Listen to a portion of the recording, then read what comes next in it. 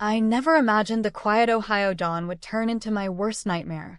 I remember the fluorescent kitchen light buzzing overhead, the sharp copper smell of blood, and my stepfather, Greg Harlan, standing over me with that cold, satisfied look while I bled on the linoleum.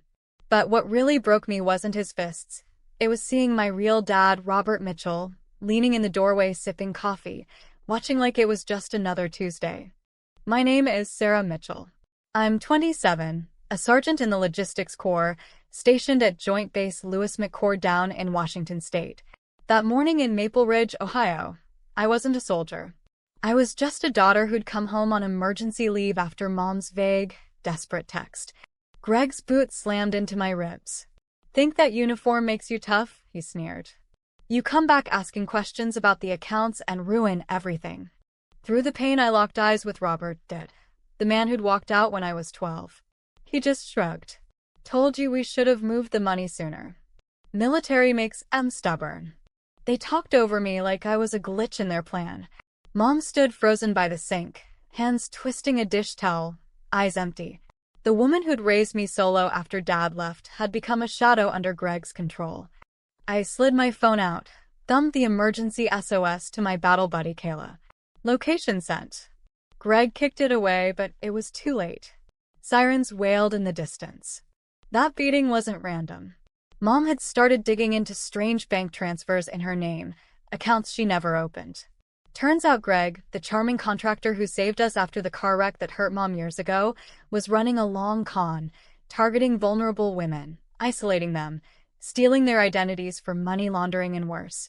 Robert hadn't just abandoned us. He'd come back as Greg's silent partner. I survived. Healed. And I came back prepared. With Kayla's help, we built the case quietly. FBI, JAG, local PD. Mom had been secretly gathering evidence for years. Hidden recordings, copied statements, photos. She'd learned their passwords, tracked transfers. While they planned to silence us, she planned to bankrupt them.